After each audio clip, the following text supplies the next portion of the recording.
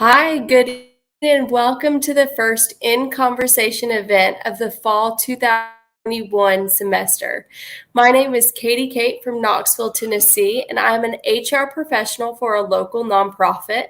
In my spare time, I have a little bit of spare time. I wrote a small children's called Have You Seen a Black Bear that's based out of the Smoky Mountain National Park. I'm looking forward to serving as the moderator for this evening's event, and on behalf of UT Libraries and the John C. Hodges Society and the University of Tennessee Press, thank you so much for joining us today. Hiking is something that is so important to me and my family, and I spend the majority of my free time with my family. I have a 2-year-old and a 4-year-old, and we go to Smoky Mountains National Park at least once a month to hike and camp. We never have seen a black bear. I have, but my children have not. I try to tell them that one day, I promise you, you will see a bear.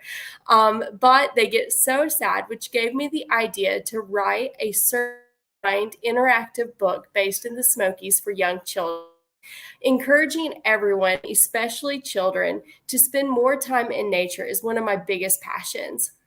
Having the opportunity to introduce tonight's guest and chat with during this time together during our live Q&A, it is incredibly excited, and I'm so honored to be here. Family hiking in the Smokies is on the countless opportunities that family have to explore the Great Smoky Mountain National Park, the most visited national park in the United States. Obviously, it's my favorite. The book features short day hikes alongside of longer trails and is organized by regions of the park. I could go on and on, but we should let the authors speak for themselves. We're going to bring in Hal Hubbs, Charles Maynor, and David Morris to join us. Good evening, guys, and welcome our special guests. I know the three of you all have a lot to chat about, so I won't hold you up. But just a quick reminder to our audience, please feel free to submit any questions you might have during the authors' conversations. We will get to our Q&A towards the end of the event, and we will also give away a free copy of Hiking in the Smokies to one special randomly selected audience member that submits a question or comment during tonight's event. But for now, I'm going to leave you all to talk. Great, thanks. The three of us have been working together. Working together is not really right, is it, guys? We've been playing together for over 30 years and have been hiking partners, first and foremost friends, but hiking partners and other things. But we began this adventure just hiking with our own children. And we all three have different versions of how this all started. And I'll let the other two guys weigh in. But the thing that would bother us when the three of us were hiking, and we would run into families and we would see them on a trail and we would think, why would you bring kids on this trail? And then we'd be out with our families and think, why are people with kids not here? And we began to think, gee, somebody ought to write a book. And a friend of ours said to the three of us, well, why don't you guys do it? And so we kind of went from there. But why don't one of you guys weigh in on that too? Well, I think part of my issue started when my kids were small and we were looking through the old Sierra Club guide, which was basically what was available then. Yeah. And in the 80s. And, you pick out a hike you think might be appropriate to take kids on, a 2-mile hike or something, in the shorter range. And you get out there only to find that it's so rough that those short little legs can't handle the terrain.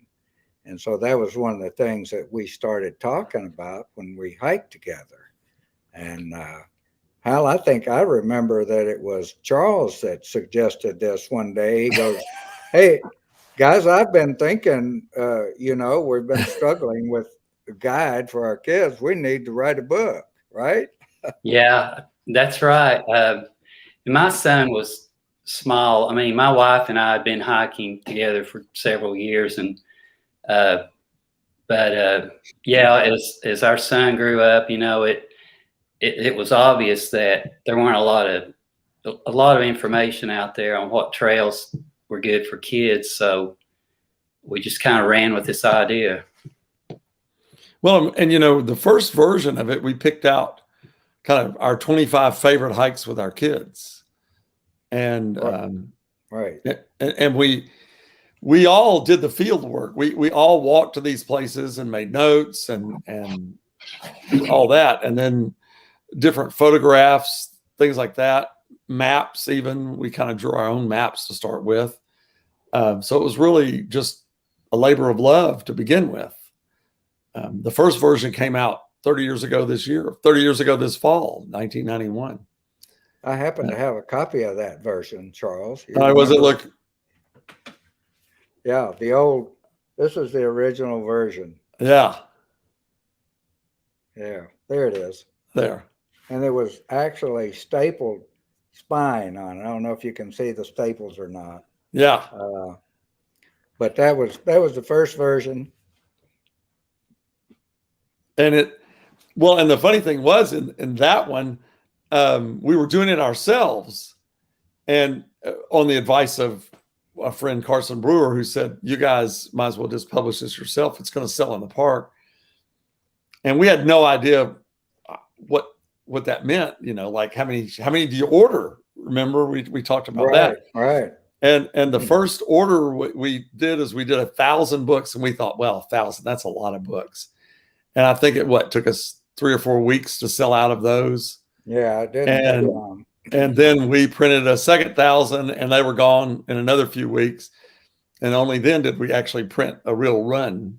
And we were doing our own distribution. We were running to the stores and asking do you still have some in stock? And oh yeah. So they just kind of got out there, and it was in the fall, so it was leading up to Christmas. I mean, there were a lot of people that did it then. And what was fun, at least for me, is we suddenly, you know, people were asking us questions about hiking with your kids, and we were doing a couple of programs here and there and that. I remember one time, and again, we were all involved in things, but somebody asked us one time, how long should you hike? You know, how long before you turn around? And it might have been you, David, or I can't remember who it was, but said you need to turn around halfway before they're through. You know, meaning don't wait till they're worn out and then have to come back. You know, figure it out and quit earlier, and then get back to the car and be worn out. Yeah. Anyway, there were just fun kinds of things there. Yeah, there was a lot of brainstorming initially. You know, we talked amongst ourselves about what we were looking for in hikes with our children and what we needed. And so a lot of that was just kind of us putting ideas together. And one of the things we did in that first edition was we kind of catered to the different age groups, what trails might work for smaller children as opposed to teenagers, say. And that seemed to be a good thing that we did, and that's lasted through all the editions. I think doing, we did trail work for several years, and you'd be working on the trail and run into families that, you know, small children, no water, no snacks, and be 2 miles up the trail. And so I think that gave us some ideas too, you know. True. Kind of learned, some of it we kind of learned as we went, but. Yeah, true. Well, and really they were all kid tested. Like we took our kids on every single one of these. Yeah. And one of the things I appreciated was that we listened to what they asked us. So as they would ask, well, what's this and what's that, we would pay attention to that and tried to answer those questions in the text, you know, to anticipate the kinds of questions kids would ask. Right. And I think that was part of the fun of it too, is that, you know, they were it really was a 3-family project where we took our kids on all these things. Right. And a lot of input from our wives. They were a big part of it. Still are, I mean. Right. Well, yeah. And and just, it's grown. Like there are 52 hikes in the current version. There were 25 in the first version. So as we've walked and done things over the years, we thought, why didn't we include that one? And what we ought to put that in. And so really we've expanded it quite a bit and had to keep it current. People think of the park as real static, but that is not true. I mean, parking lots have been moved and trailheads shift around and closed, and things are closed, and and so we've had to kind of adjust over the years just because the park changes. And also sometimes there's physical damage to the trails that we're having changes made, and so we have to adjust there as well. And not only in the description, but maybe the level of ability for that particular trail. Mm-hmm. All right. So what was a favorite moment early on? When we were putting the first. I mean, we've had many adventures these years, including yesterday. But anyway, we won't talk about that. But what was a favorite moment? Mine. My son is 30, but I remember carrying him on my back when he was tiny, and he'd be awake for a while, but then eventually I'd feel that head fall against my back. He'd fallen asleep, but we have pictures of him on Andrews Bald and, different places when he was barely old enough to sit up. So I'll think about that a lot. And going to Mount Cameron and LeConte when he was really young. So I guess I have so many, it's hard to decide because, we did a lot of stuff together. True. Overnight trips and everything. But one of the things I still laugh about is when my son Ben was about 18 months or so, I'd put him in a backpack carrier.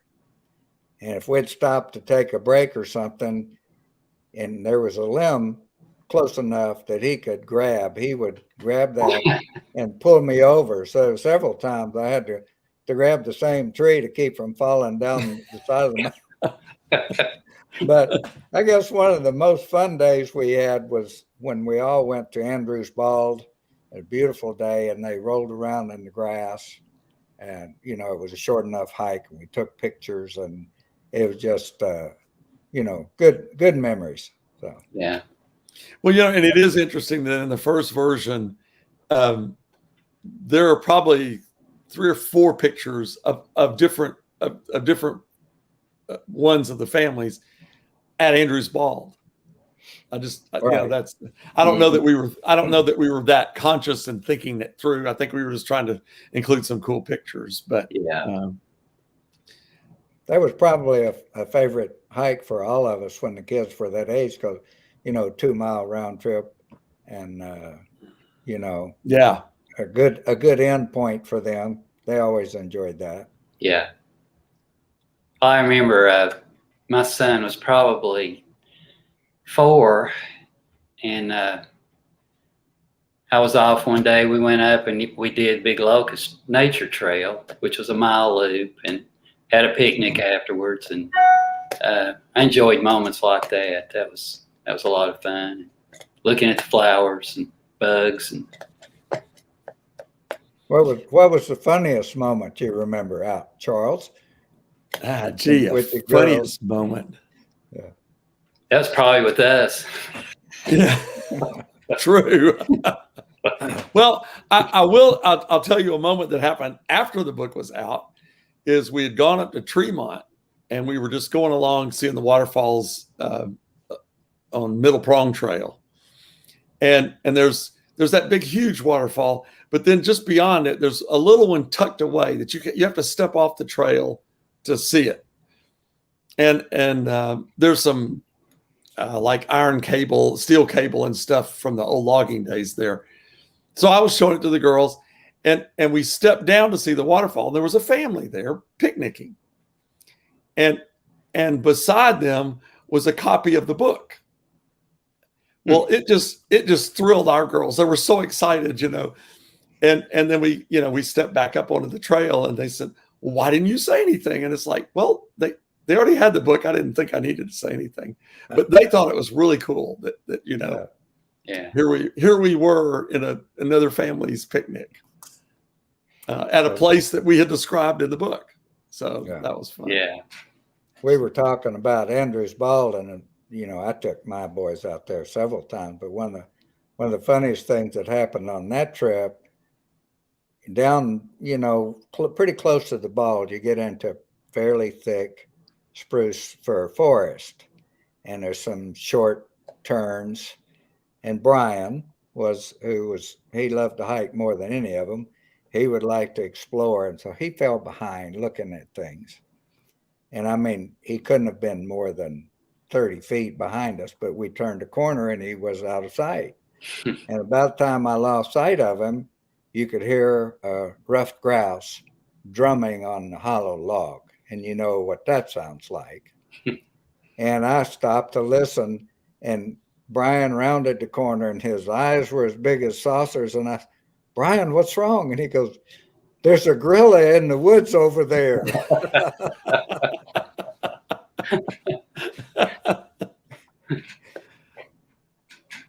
Yeah, that was hilarious that day. Well, and that's the thing is that, I think of a lot of things with our girls and there were times that, the Hubs and the Maynards would be walking, or the Maynards and the Morrises, or the Morrises and the Hubs. I mean, it wasn't just us hiking by ourselves with our family. Sometimes we got to do things together, and that was a lot of fun. Of that. There's a picture of our families, Charles, hiking to Grotto Falls in that first book. Yep, you're right. Right. Because that was even before Will was born. I think that one was taken. So there's Elizabeth and our girls, and you're right. It's funny we're talking about this thing, and it's into the next generation now. I know you. True. Hal, you're not quite there yet, but Charles and I have been enjoying. But a month away. Yeah. Yeah. I've already got plans. I took Haley, my 10-year-old granddaughter, on up to Walker Sisters cabin in July for her 10th birthday. And Charles, you and I used to take fifth graders. We took fifth grade at Seymour. Yeah. Yeah. We used to take them up there. Anyway, we're talking going up, and it's a little uphill climb, and it's hot and she's struggling, and we stop and take breaks. And so I said something to her about, we stopped for a little break, and I said, well, the next time we go on a hike, and she looked at me and says, what makes you think we'll go on another hike? But like you better enjoy this, because this might be the last one. Yeah. But the funny thing is, much like my kids, they're always, the worst moments were going uphill and coming back. True. They chatty, talking about the next time. So they were ready to go again. So Yeah. that was always a lot of fun to know that they enjoyed it, Well, I've got these pictures of the Walker sisters just laminated, and I can throw in a pack, and that way if we're taking a group or something. So I had those pictures of the Walker sisters in my pack, and I took our granddaughters up, and there are 3 of them. Well, in this one particular picture, there were 3 of the Walker sisters sitting on that porch, right? And just sitting, they were in different places around the porch. So I showed it to the girls. I said, look, this is where we're standing, and I pointed, there's the post and there's this. So they insisted that the 3 of them sit in the 3 places where the Walker sisters sat, and for me to take a picture of them sitting like the Walker sisters were. So it was just a cute moment, a fun time. But also I think a great connection that they had with sisters that used to live there. Yeah. All right. Cool. Well, I'm trying to think what other adventures. Well, one thing I will say is it's interesting, after this came out, people began to say, what's your next book? And you know, we all three had day jobs, and so it wasn't like we were looking for the next book. And I mean, you know, we didn't know we were going to write the first one, much less a second one. But one of the passions that we shared, in addition to being in the woods with our kids, was waterfalls. And so the waterfall guide to the park came out of that. But it came out of this initial work with the family hiking book. Well, one of the things we've been able to do, as well as over the years and the different editions, you know, we get a lot of input back from people that have the book, especially True. people with children. And so that's helped us revise and update, you know, to meet the needs of what people are looking for in a family Right. hiking guide. Yeah. So, Well, yeah, and you know, this latest edition, one of the things that we added were a little more historical things, Right. old photographs and little stories of things, so that when you go to this place, oh yeah, this is what happened here, and that kind of thing. And I like that. I mean, I like history anyway, but I think it added a depth to the book more than just go down there and turn left. Yeah. Yeah, and we've constantly been updating safety issues because True. things change constantly, you know, like since the first book, we now have elk in the park, Right. right? So Yeah. that was one thing that we had to address, you know, as far as safety and safe distance and those sorts of things. So there's, like you said, Charles, it's a dynamic place. And so those are some of the things we've had to be mindful of. Yeah. I mean, it's been fascinating that it's changed so much in that time.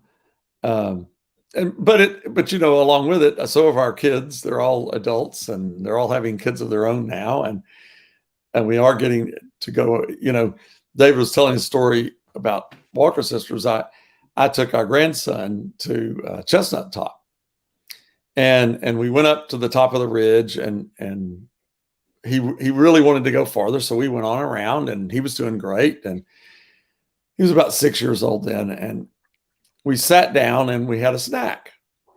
And I just kind of just said, Levi, I love to hike. I love to hike. And he said, I mean, he was leaning against me, his little head against my chest. And he said, yeah, but it's so much better when you hike with someone you love.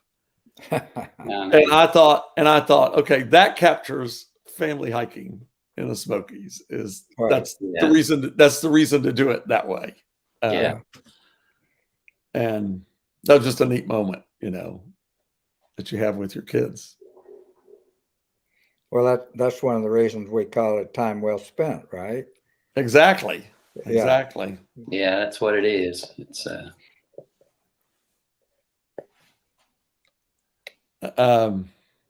well, I don't know that we may have questions and that kind of thing. We'll let Katie go from here. Hi guys. Well, I'm back. Hey. I will get to the official Q&A, but I have to say that I learned very quick Tootsie Pops. Tootsie Pops will get you anywhere. I mean, and gummy worms, just dangling them, you know, and I've even fetched. I mean, I've thrown them to get them to go a little bit further. You know? Yeah, you just got to have the right incentive, Katie. That's right. Yeah, 2 and 4. It's like natural encouragement is not the easiest thing. So the sugary snacks, you know. We always made a big ice cream stop somewhere on the drive back home. There you go. That's how I get my husband out. Is Cade's Cove soft serve. I'm like, Ryan, there's ice cream. That's right. Well, thanks guys so much. I really did enjoy it. It's really kind of neat. I only recently discovered the Smokies, probably in the last 10 years. So started hiking in 2010. So just to hear about the fact that it's changed, you know, I've seen the most recent like Chimney Tops dramatic change, you know, from I hiked it in I think I think 2010 and then now, obviously it's radically changed, but it's so interesting to hear you all. And obviously that's the reason why you constantly have to update the book. So it's really cool to learn that. Well, we've reached the Q&A portion, and we're going to open it up for questions. And to kick off, while the audience starts thinking of their questions, I do have a few questions for you all. So I personally loved in the book that you talk about the different ages of the trails, because sometimes, that's something where you're eager to start that process, but that they're a little young. Could you share your favorite trails to take the little ones on, maybe 5 and under? One of my favorite, well, I have a couple of favorite. Little River Trail at Elkmont is very easy, very pleasant, and it really has no specific end point unless you want to go to one of the falls, but you can just meander up there with the small ones, take a break along the river, get a snack, and then whenever you sense they're ready to turn around, you can come back. And then also up Tremont, going up Lynn Camp Prong Trail. Up Tremont is similar. It's a little steeper. But those two, I used that a lot when my kids were smaller. How about you, Charles? Well, I was thinking, real small kids, the Gatlinburg All Access Trail is right there on the road. It's paved. You can do a stroller. You can, it's got the old chimneys. It's got the rock wall. It's got the river. It's got all these other elements, and it's I think it's a half mile all the way around it. And that's a fun one. It's real easy to get to. It's close to the museum and to the visitor center. So you've got other things nearby. But that's one of my favorite for real little kids.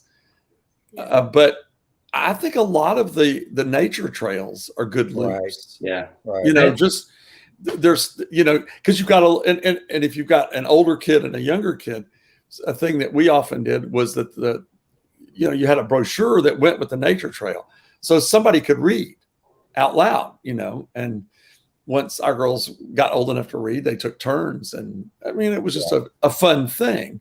Right. Most of the nature trails are short enough too that, like I said, when my son was 4, we could do the 1 mile loop, and lots of wildflowers, and go in April and May, and a lot of the things are labeled, the trees and right. And some so those of the are always fun. Yeah, some of the shorter walks to, like in Kate's Cove, walk out to the cabins and the barns. They're right. quarter mile, half mile, and a little history there. Easy walks. Those have been favorite spots too. And that Elijah Oliver house, at the end of the cove is wonderful, and it's kind of tucked away. The John Oliver one everybody sees and goes there, but not a lot of people run out to Elijah Oliver. And it's a great walk for little kids. You get to go across a log bridge. It's about this far above the water.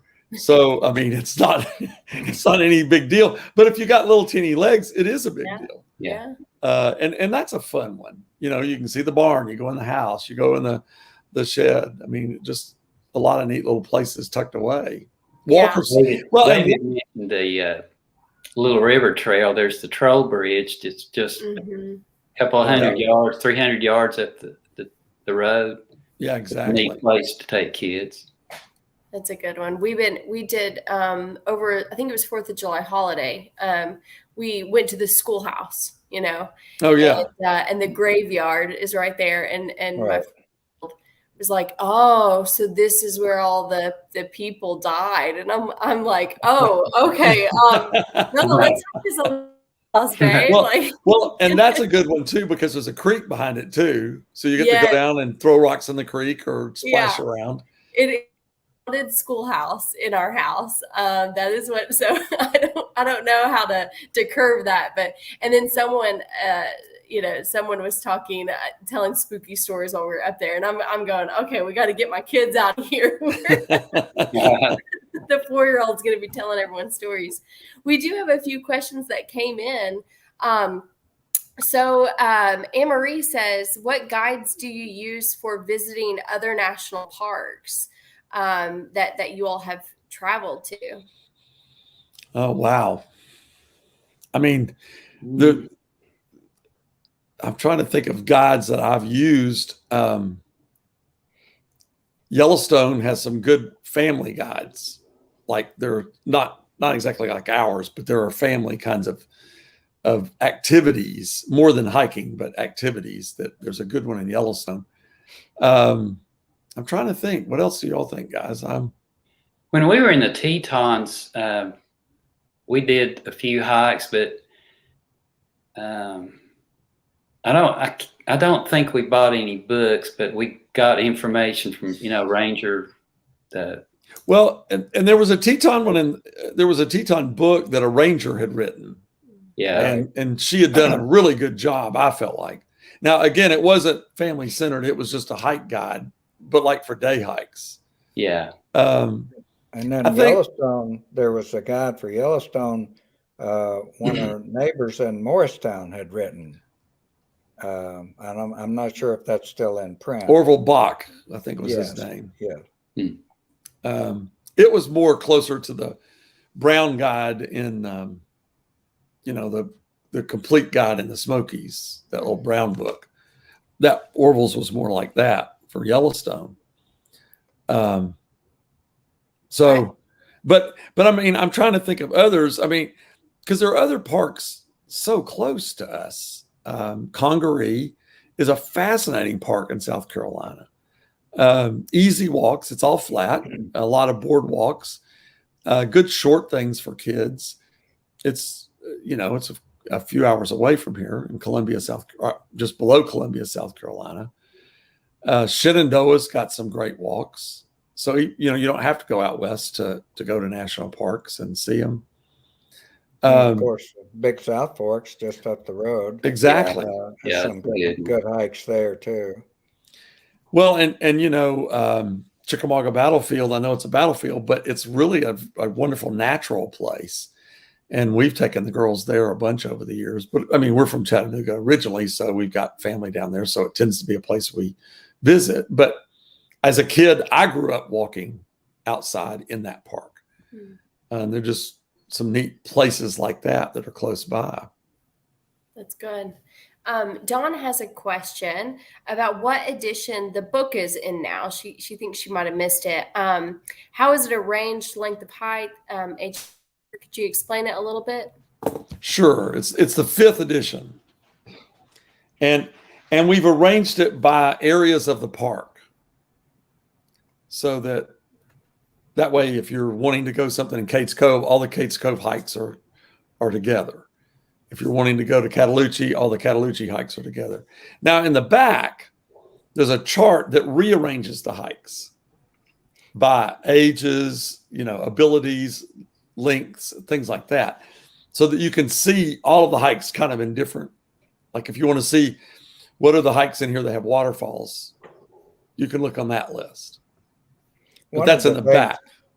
Yeah, one of the things, and along with that question, one of the things we brainstormed about early on, and we still revisit it sometimes, is how do you rate a trail as easy, moderate, or difficult? Because what's moderate for me may be difficult for someone else, and vice versa. And then, of course, when you're considering children, if it's moderate for me, it's difficult for them usually. So we tried to take into consideration a lot of different aspects of the trail. When we talk about trail tread, and that's how rocky it is, how easy it is for smaller children. Elevation gain, is it real steep over a short period? All those different sorts of things. So some of these things are kind of a gray area as far as different abilities go in children's ages. So if you have, let's say, a 7 or 8 year old that's really advanced and done a lot of hiking, then they might be able to take on a more difficult trail than, say, some other children. So it's kind of one of those things that it's a general guide, and get out there with your child and explore and enjoy and see what works for you, so to speak. I remember a couple that we actually all three went to church with, and their children were grown and gone.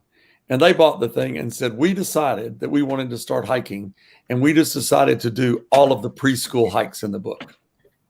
Because they said, we thought that would be a good place to start. And it tickled me. It was like, oh, well, that's a neat way of approaching hiking. But it was as two, adults, empty nesters that decided, yeah, we're gonna start hiking together. That's good. Tyler is asking if, and I'm guessing you do you all ever go camping? And if so, what's your favorite camping spot with access to the most kid-friendly trails?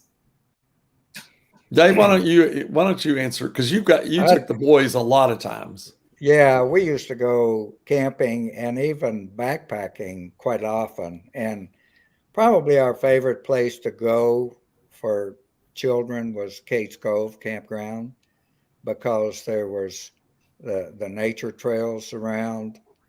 We could take bikes and they would bike around the campground. We even went once, and on the weekend and Saturday morning, we biked the whole loop. And the oldest one at that time was 14. So, but that's probably has more to offer. And of course, they have ice cream in the store. So afterwards, after the hikes, they can get their ice cream. But, we have gone over to Cosby and camped. Us too. There's always, most always a spot there. And there is a nice nature trail there, just off the campground. So and Cataloochee is a great place, because with the elk, you got those open fields, great night views. The night sky in Cataloochee, you're just down in that dark hole. Things more remote, not as crowded. Yeah, right. And again, a place you can bike. Yeah. That's good. I grew up going to Elkmont. That's where my grandparents. Oh yeah.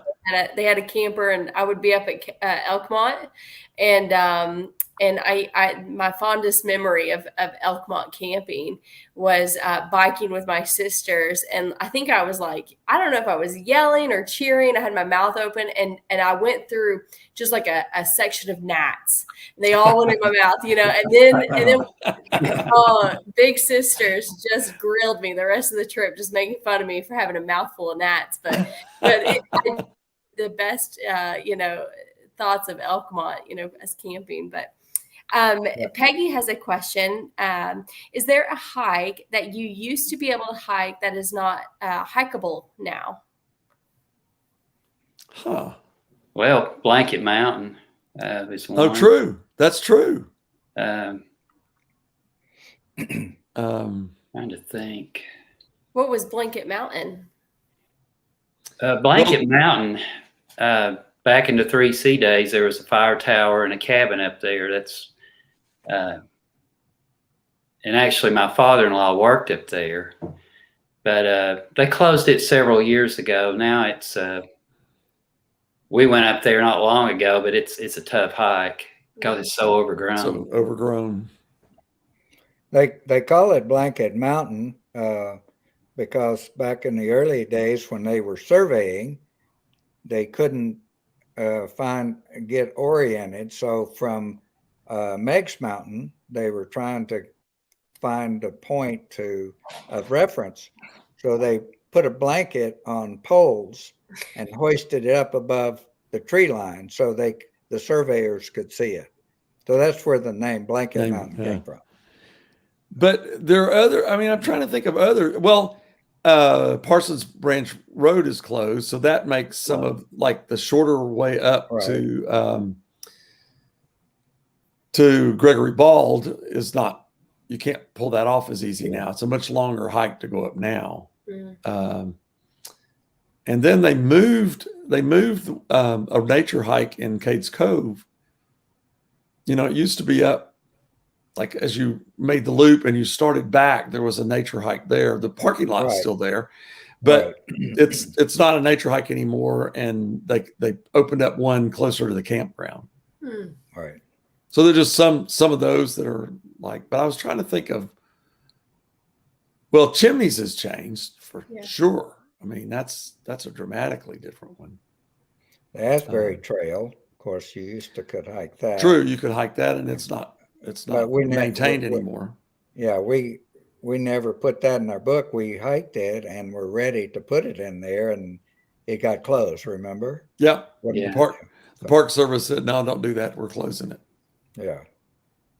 Greenbrier, that was years ago. That was a long time ago that they closed that. Probably in the True. 80s.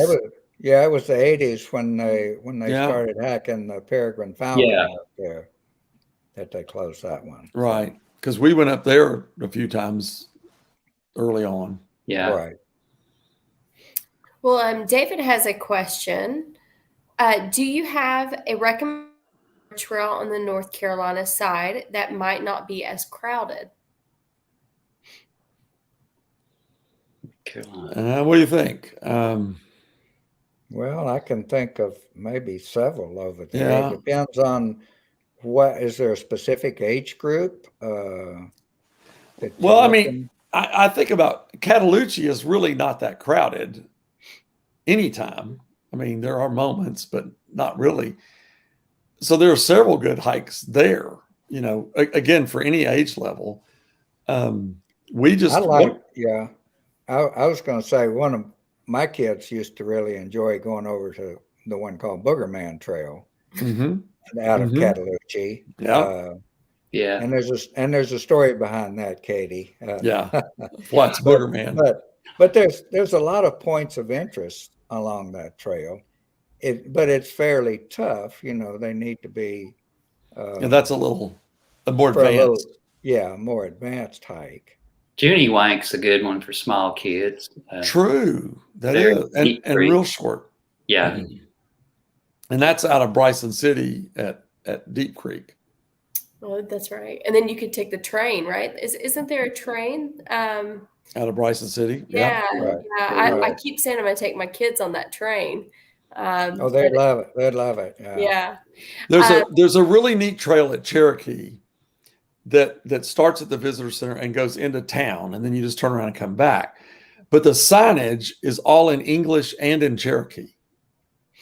And there are, little plaques along the way to tell you what you're seeing and what things are and things about the Cherokee. But it's following the river. It's a nice little short, fun one, I think. Now it's a little more crowded because it's at, Conaluftee Visitor Center. Is it Flat Creek at Balsam Mountain? Yeah. Oh, true. Yeah. There's a good picnic area there. You could camp. That's the highest campground in the park. Mm-hmm. So it tends to be cool in the summer. Oh, it's a nice spot. That's good.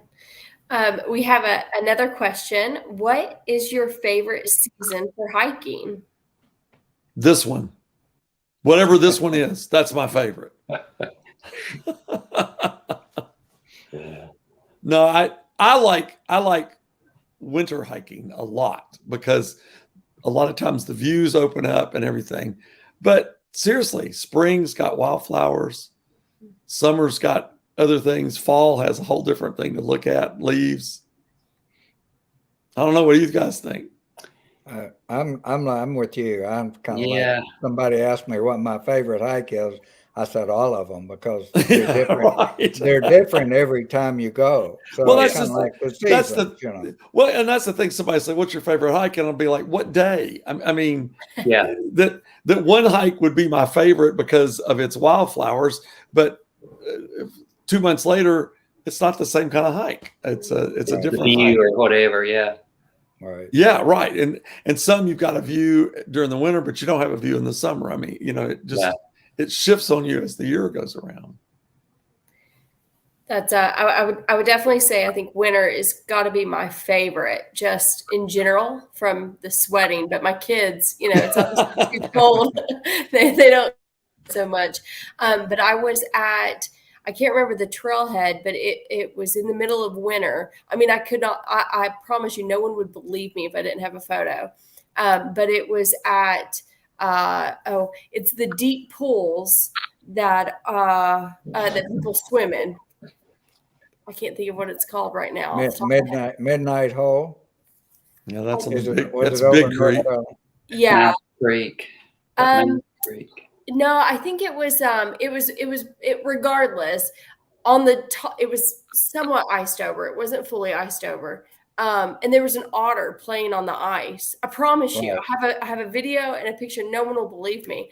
But I would say with kids, I definitely subject them more to fall and summer just because of the temperament of them. It's a lot easier. And then also if you get stuck out there, you've got plenty of daylight to save you from it. That's at least what I found. But past that, I think we are wrapped up with our questions. So Hal, Charles, David, thank you all so much for being here this evening. I absolutely love the book. Thank you so much for taking the time. I'm going to make sure that it's a baby gift for any of my friends. That's a great idea. Yeah, and I just really enjoyed family hiking in the Smokies. So I'm so thankful to be here. I know the audience has enjoyed it too. Thank you again, guys. Well, and Katie, thanks for your book. That just helps get more people out there. Thank you. And that's a great thing. Yeah. Thank you, guys. Thank you. Bye-bye, guys. And thanks to everyone in our audience tonight for submitting your questions and comments this evening. As promised, we selected someone at random in the audience a complimentary copy of Family Hiking in the Smokies. The winner is David Renfrew. Congratulations. Please reach out to UT Libraries with a message on the platform of your choice or email sociallib@utk.edu to get your on behalf of UT Libraries, UT Press, and John C. Hodges Society. Thanks so much for joining us. We're wrapping time together. I would like to encourage you all to visit utpress.org. Check out the 5th edition of Family Hiking in the Smokies and Amazon.com if you wish to buy a copy of Have You Seen a Black Bear? Be sure to stay plugged in to at UTK Libraries across all social media or at lib.utk.edu for information about future events. Thanks again for joining us and have a great night.